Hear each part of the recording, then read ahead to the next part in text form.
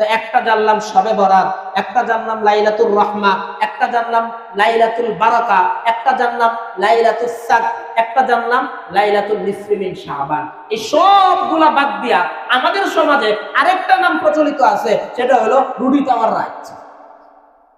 কিসের রাত? রুটি তাওয়ার রাত। এই নামটা কোথায় পাইলাম আমরা?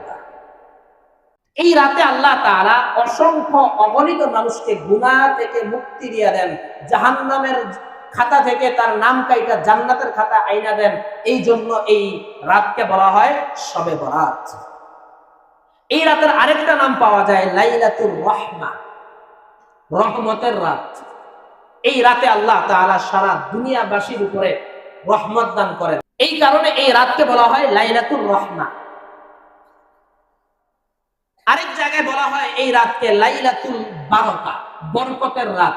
সারা দুনিয়াবাসীর উপরে এই রাতে বরকত নেমে আসে, যার কারণে এই রাতের নাম হলো লাইলাতুল বারাকা।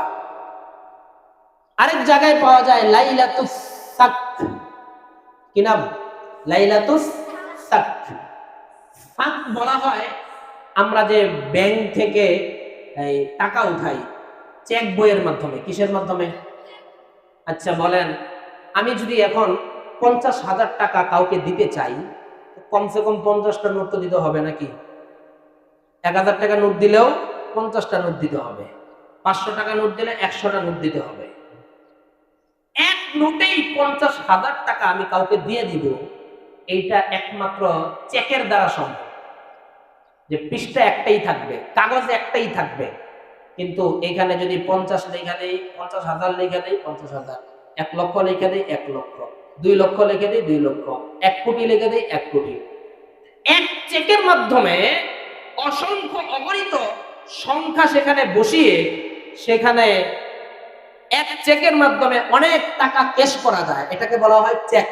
এটাকে কি বলা হয়? চেক। আর নগদ টাকা যদি দেই তাহলে কি করতে হবে? এক নোটের মধ্যে 50,000 দেওয়া যাবে না। দেওয়া যাবে? আমাদের বাংলাদেশি টাকায় 50,000 দিতে গেলে কমসে কম 50টা নোট লাগবে। চেক দিয়া দিলে এক চেকের ভিতরে 50,000 লেখা দিলে এটাই 50,000, তাই না? এটাকে বলা হয় চেক। এটাকে কি বলা হয়? চেক। আরবিতে এই চেককে বলা হয় সাক। এই চেককে আরবিতে কি বলে? সাক। এই রাতকে আল্লাহ তাআলা লাইলাতুস সাক বলছেন, চেকের রাত। চেক, চেকের সাথে শবে বরাতের কি সম্পর্ক? সম্পর্ক আছে। একটা চেক দিয়ে যেমন অসংখ্য অগণিত নোট ক্যাশ করা যায়, আল্লাহ তাআলা এই শবে বরাতের এক রাতে এক সইয়ের মাধ্যমে, এক স্বাক্ষরের মাধ্যমে, এক ঘোষণার মাধ্যমে দুনিয়ার অসংখ্য অগণিত গুনাহগারকে আল্লাহ তাআলা মাফ করে দেন। এই কারণে এই রাতকে বলা হয় লাইলাতুস সাক, চেক দেওয়ার রাত। বুঝতে পারছেন? আরেকটা প্রসিদ্ধ নাম লাইলাতুন নিসফি মিন শাবান, যেই নামটা দিয়া এই রাতকে সবচাইতে বেশি হাদিসের মধ্যে এই রাতের ব্যাপারে যেই নামটা আসছে সেই নাম হইল লাইলাতুন নিসফি মিন শাবান। তো একটা জানলাম শবে বরাত, একটা জানলাম লাইলাতুর রহমা, একটা জানলাম লাইলাতুল বারাকা, একটা জানলাম লাইলাতুস সাক, একটা জানলাম লাইলাতুল নিসফি মিন শাবান। এই সবগুলা বাদ দিয়া আমাদের সমাজে আরেকটা নাম প্রচলিত আছে, সেটা হলো রুটি তাওয়ার রাত। কিসের রাত? রুটি তাওয়ার রাত। এই নামটা কোথায় পাইলাম আমরা? যখন ছোট ছিলাম, মাদ্রাসায় নতুন নতুন ভর্তি হয়েছি, তখন আমার বাসায় এরকম বলা হইতো, আজকে রুটি তাওয়া, অমুক দিন রুটি তাওয়া। আমাদের কালীগঞ্জে গেলে দেখা যায় শবে বরাতের 2 দিন আগের থেকে প্রত্যেকটা বেকারির সামনে একটা আলাদা চান্দিনা টানায়, একটা সামিয়ানা টানায়। যে সামিয়ানার মধ্যে তারা বিভিন্ন প্রকারের রুটি, কোনোটা কুমির বানায় রাখছে, কোনোটা মাছ বানায় রাখছে, হাঙ্গর বানায় রাখছে, যেগুলা ইসলামের মধ্যে নিষিদ্ধ। শবে বরাতকে কেন্দ্র করে তারা এগুলো করতেছে। আমরা আমাদের বাসার মধ্যে সেদিন চেষ্টা করি আমাদের সন্তানগুলো একটু রুটি খাবে, একটু হালুয়া খাবে, গরুর গোশত খাবে, ওই দিন আমরা বানাই। কোত্থেকে আসলো এটা? হাদিসের কোন কিতাবে, কোন জায়গায় এই রুটি তাওয়া নামে কোন রাত শাবান মাসে নাই। আমরা কোত্থেকে পাইলাম? আমরা পাইছি একটা জায়গা থেকে, লাল বুখারি থেকে। কোথেকে? লাল বুখারি ছিলেন, যেই বুখারি দুনিয়ার মধ্যে নাই। মানুষের গুজবে গুজবে যেই বুখারি সৃষ্টি হয়েছে, এটার নাম হলো লাল বুখারি। এই লাল বুখারি থেকে আসছে। কিভাবে আসছে? ওই যে আল্লাহ রাসূল সাল্লাল্লাহু আলাইহি ওয়াসাল্লাম এই রাতের ব্যাপারে অসংখ্য অগণিত ফজিলত বর্ণনা করছেন। তো একদল শয়তান ইবলিস তখন চিন্তা করলো এই রাতকে কিভাবে, সারা বছর গুনাহ করাইছে ইবলিস, আপনাকে দিয়ে আমাকে দিয়ে সারা বছর ইবলিস গুনাহ করাইছে। সারা বছর তার কত মেহনত হয়েছে এক একটা গুনাহ করাইতে। যখন লাইলাতুল নিসফি মিন শাবান আসে, আমি আর আপনি জায়নামাজের ভিতরে দাঁড়াইয়া আল্লাহকে আল্লাহ বলে ডাক দিলাম, আল্লাহকে আল্লাহ বলে ডাক দিলাম, আল্লাহকে বললাম আল্লাহ সারা বছর বুঝি নাই, আল্লাহ মাফ করে দাও, আজকে তওবা করতেছি, আল্লাহ মাফ করে দাও। আল্লাহ ঘোষণা দিয়েছে এই রাতে যে আমার কাছে মাফ চাইবে আমি মাফ করে দিব। এবার শয়তান চিন্তা করে, ইবলিস চিন্তা করে, সারা বছর কষ্ট করছি, মেহনত করছি, ওরে দিয়া এই গুনাহ করাইছি, অথচ এক রাতের ভিতরে সে মাফ পেয়ে যাবে, সব গুনাহ এক রাতের ভিতরে নেকি দ্বারা পরিণত হয়ে যাবে। এটা তো শয়তানের বড় লস, ইবলিসের বড় লস। সে এবার চিন্তা ফিকির করতে লাগলো, কি করা যায়, কি করা যায়, এই রাত কিভাবে নষ্ট করা যায়।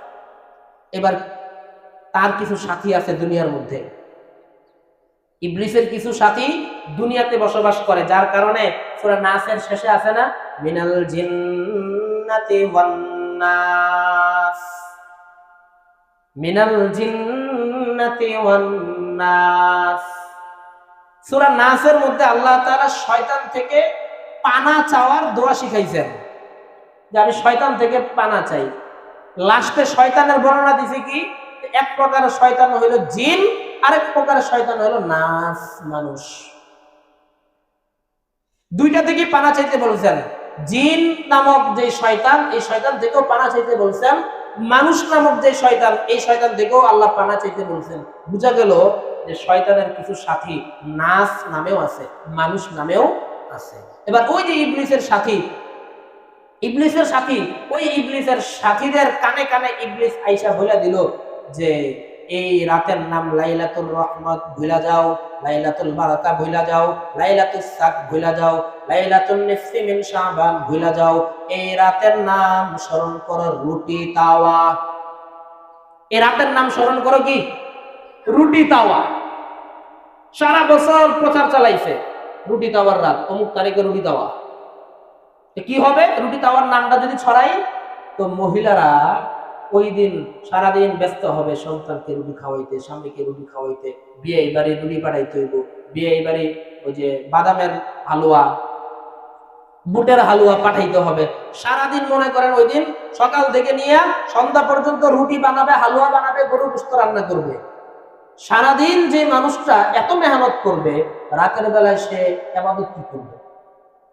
সারাদিন মেহনত করে বানাইছে, রাত 11টা পর্যন্ত খাওয়া দাওয়া চলবে, পরিবেশন চলবে। 11টার পরে আর শরীরে ওই আমেজ থাকবে না যেই আমেজ দিয়ে সে নামাজ পড়তে পারবে, যেই আমেজ দিয়ে সে কোরআন পড়তে পারবে, যেই আমেজ দিয়ে আল্লাহর দরবারে কান্না করতে পারবে। ওই আমেজ, ওই রুচি, ওই এনার্জি আর শরীরে বাকি থাকবে না। তো এই কারণে শয়তান বাস শুধুমাত্র একটা মন্ত্র ঢুকাইছে যে রুটি খাও। রুটি খাওয়া তার গুনার কাজ না। রুটি খাওয়া কি গুনার কাজ? সারা বছরে তো রুটি খাই। অনেকে এটা বলে যে হুজুর সবে বরাতে রুটি খাইলে সমস্যা কি, রুটি খাওয়া কি হারাম নাকি? সারা বছর খাই, সমস্যা নাই, ওই দিন রাত্রে খাইলে কি সমস্যা? ওই দিন রাত্রে খাইলে এটাই সমস্যা।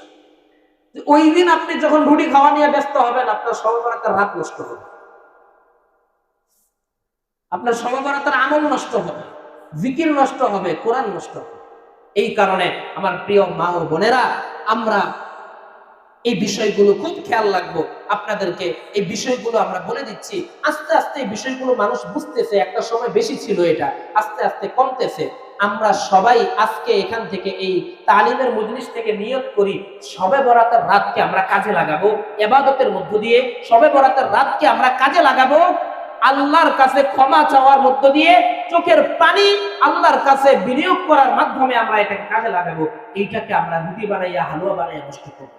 হ্যাঁ, আপনি যদি রুটি সন্তানকে খাওয়াইতে আপনার ইচ্ছা হয়, আপনার অন্যদিন খাওয়ান, এই দিন না। এই দিন খাওয়াইলে কি হবে দেখেন, এই দিন আপনি মনে করবেন যে আমি শবে বরাত উপলক্ষে না, এমনি বানাইছি রুটি। অনেক সময় এই হাদিসও আসে আমাদের সামনে, হুজুর শবে বরাত উপলক্ষে না, এমনি বানাইছি, এমনি বানাইলে তো আর গুনাহ নাই। দেখেন, আপনি ওই দিন এমনিও বানায়েন না, আপনি এমনি বানাইবেন, আপনার দেখা দেখি আরেকজন তো শবে বরাত উপলক্ষে বানাবে, ঠিক কিনা? আপনি বানাবেন এমনি, এমনি খাওয়ার জন্য রুটি বানাইছি, আপনি তো খাওয়ার জন্য বানাবেন, কিন্তু আপনার পাশের বাড়িওয়ালা, আপনার পাশের পরিবার, সে যখন দেখবে সে রুটি বানায়, তার সন্তানরা খায়, আমার সন্তানও তো খাওয়া দরকার, সেও বানাবে, তো এই রুটি বানানোর প্রচলন শুরু হবে। এজন্য আমরা চেষ্টা করব, চেষ্টা না, আমরা আজকে নিয়ত করি শবে বরাতের দিন আমরা কেউ ঘরে রুটি বানাবো না। ওই দিন সারা বছর প্রতিদিন রাত্রে রুটি খাইলেও শবে বরাতের রাত্রে রুটি খাবো, শবে বরাতের রাত্রে আমরা অন্য খানা খাবো। এই হলো বর্জনীয় বিষয়। এক নাম্বার, রুটি হালুয়া এগুলো বানাইয়া শবে বরাতকে নষ্ট না করা। দুই নাম্বার